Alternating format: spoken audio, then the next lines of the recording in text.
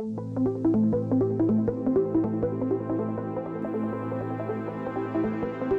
we're here at Akaroa to talk about the potential effects of sea level rise, both within the harbour and in the Outer Peninsula, on coastal erosion, coastal flooding and raised groundwater levels.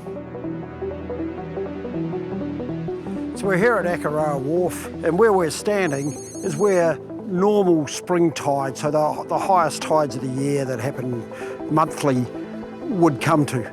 The land behind the beach here is not very high. We know that occasional storms flood this area. If we look at the deck of the wharf behind us, it's around 1 metre higher than where we're standing at the moment.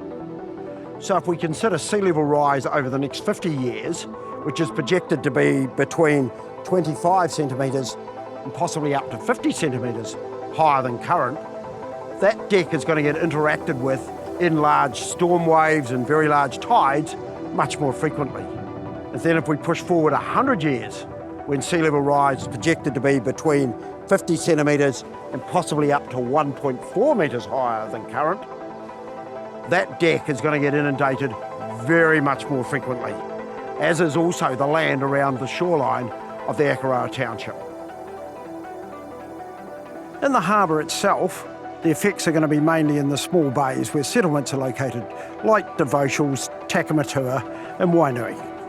In that 50-year period, coastal flooding and storm events could go somewhere between 50 to 200 metres further inland than the current shoreline. So we're at Devotials at the head of the harbour.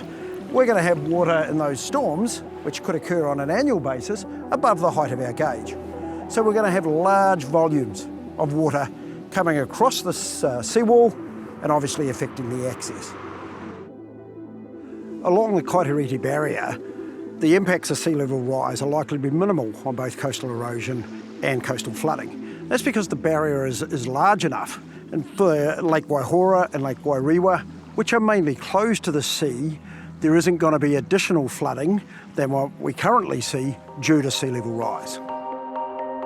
Sea level rise will also increase the amount of erosion, and the structures like the seawall are going to struggle to provide the protection that they currently do. So, for example, in the next 30 years, we could expect erosion to around about this position, around about 8 to 10 metres from where the current shoreline is. Then if we push on another 30 years, somewhere around this position. And in 100 years, when sea level is projected to be between 50 centimetres and up to 1.4 metres higher than it is at present, the erosion could be 25 to 30 metres from the current shoreline. That means all of this road would be gone and the shoreline would be in the land behind us.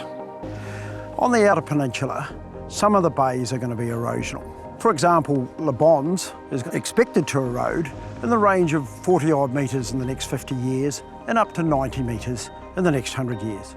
But O'Kane's is going to continue to accrete, and that sand will continue to build up there. Our cliffs, both with inside the harbours and around the Outer Peninsula, are also going to be prone to increased coastal erosion due to sea level rise. And that's because they're soft sediments, and therefore they fail quite readily as they get attacked by the sea. So we would expect that over 100 years that these cliffs may retreat 20 to 30 metres.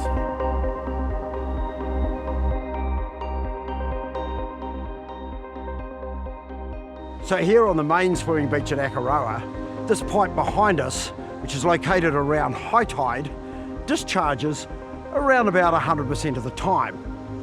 But if we consider sea level rise over the next 50 years, it's only going to be able to discharge around 50% of the time. So its efficiency is reduced in half. So we're likely to get more ponding issues and stormwater issues in the land behind us. And if we push forward 100 years, it's likely to be covered around 80% of the time. So its efficiency is really reduced to deal with the ponding behind the beach.